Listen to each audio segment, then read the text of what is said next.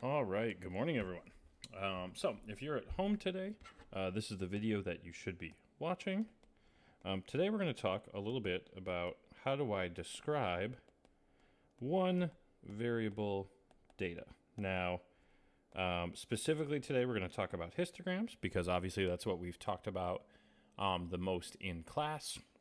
But before we get into anything specific, I do want to take a look. If you look at the right side of the screen here, this is the topic guide from the AP course description, right, for our first unit.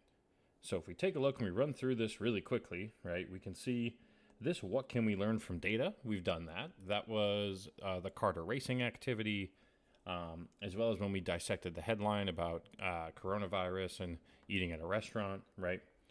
We've talked about different types of variables. We talked about categorical variables in tables. That was when we talked about the difference between a frequency table and a relative frequency table. We've talked about bar graphs. And now we're kind of living in this spot here, right? There's multiple ways to represent a quantitative variable with a graph or a picture. So far, we've talked about histograms. I know on your summer work there were stem plots and box plots, so we'll get into those in a little bit more detail next week. And so going forward, we're going to talk about how to, what a picture looks like, what it shows for me, and then how I can describe it. And then we'll go back and we'll talk about stem plots and what can we see from that and how do I accurately describe it. So that's kind of where we're going to live, for the next week or so, right? If you notice the 14 to 16 class periods, I guess we've had 3 with you guys doing some stuff at home. So we're right on track to be able to finish this right in the perfect amount of time. So today what we're going to talk about, though, you're going to learn your first acronym that's going to help you describe a histogram. And that acronym is SOCS. SOCS. Now, all four of these letters stand for one piece that you're going to need to describe of the picture. So the first S here, this stands for shape. The O, as you could probably guess, stands for outliers. The C stands for center. And the last S stands for spread. Now, when we get into a little bit more detail on these, we need to be careful based on the picture we have. With a histogram, we can talk about all of these and it's not an issue. When we get into box plots, we'll talk about some more specifics with that because some of these you can't really talk about in great detail. But for our case right now, everything is good. So for spread, we could talk about IQR or we could talk about range. In a histogram, if you know how many data points there are, we can estimate this, right? We can estimate IQR because we have bins. So we could estimate, Q3 is between, 50 and 60. Q1 is going to be between 20 and 30. So when we talk about that lack of certainty, that's one of those things that I'm talking about. So we can estimate IQR. Range also is somewhat of an estimate, but we could give a maximum range, assuming everything, at the highest bin is at the top end, and then the lowest bin is at the bottom end. For center, we can talk about the mean and the median, right? And again, we're going to estimate where they are. We can give the interval or the bin that they live in. Outliers here, we do have to be careful because for outliers, we can really only suggest, right?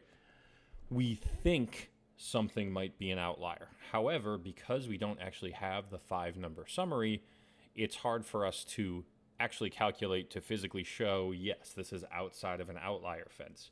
So this is one of those places where you have to be careful. You can't say that something is definitely an outlier, right? You can say that this is potentially an outlier. I might have an outlier. It appears to be an outlier. Wording like that won't get you in trouble. If you say something is definitely an outlier, but you have nothing to back that up, that's where you run into some trouble. In shape, really here, right, we can talk about a bunch of things. We can say something is symmetric, right? We can talk about skew, whether it's skewed left, skewed right. What we learned the other day, if something is bimodal. Or, right, and where you have to be careful, something is approximately normal. This is our favorite thing, right? Which also is symmetric and unimodal. Those two mean the same thing. But be careful again in saying nothing is perfectly normal. Nothing is. Not in our case, right? Everything is going to be approximately normal, right?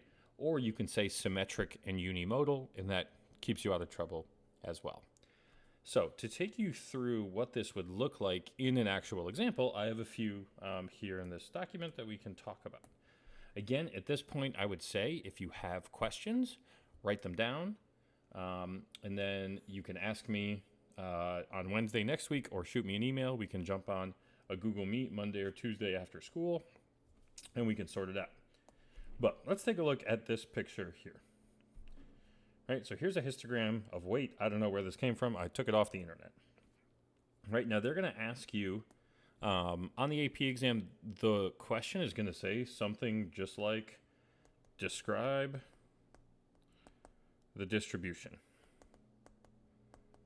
Right, it may be a little bit more specific. They may say, describe the distribution of weight, right? But they're just going to say the words describe. They're not going to give you any hints as to what they want you to talk about.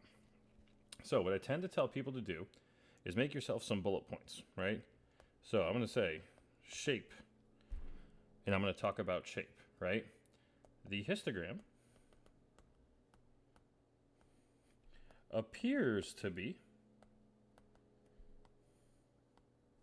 this does not like me writing right now, there we go, appears to be symmetric and unimodal, right? The peak occurs between, let's say, I'm going to call it 139, 139 and 141. All right, so I'm going to talk about what is the shape. Where does the highest point occur? That last sentence isn't something you necessarily absolutely need, but it doesn't hurt to include it, right? So here, for outliers, here, there appear to be no outliers in this data set. And I'm assuming this way, we'll just call it pounds. And we'll put that there. One important thing to include, which we'll talk about more as the year goes on, is including context in your final answers. Right? So if you're going to reference the picture, make sure you include units. Make sure you reference the picture and those units whenever possible. Right? Center. Here we can say the mean and median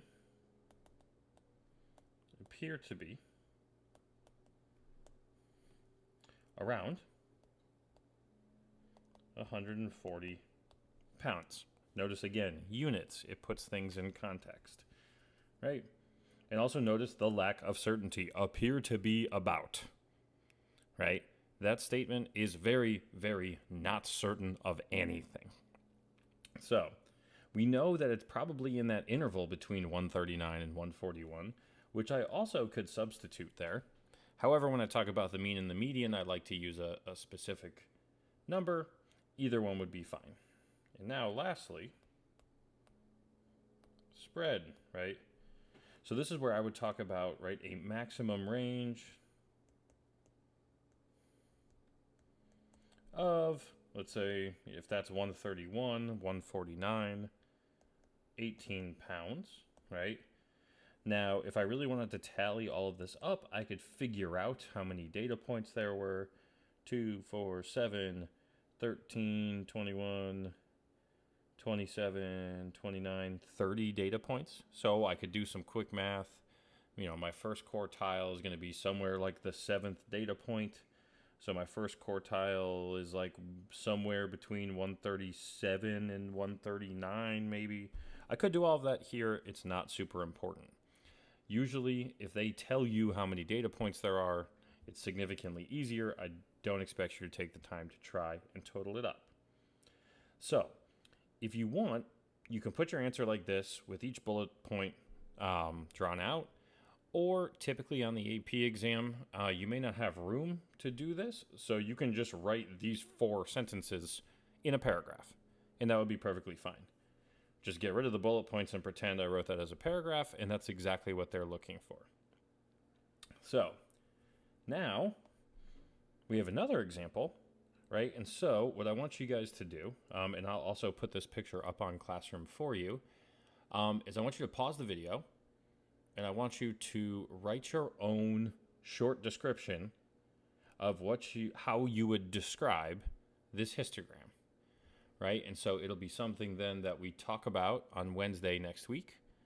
I'll also put the answer up so you can check against it, but that will be part of your assignment for today. So I want you to write your socks for this one on your own. Additionally, I left some multiple choice questions for you on AP Classroom so you can get a look at what type of multiple choice questions might you see when they ask you to describe a histogram. And so I would like for you guys to finish those up by the end of the day today as well. All right. Again, if you guys have any questions, please let me know. And I look forward to seeing you all next week. Have a wonderful weekend. Bye, guys.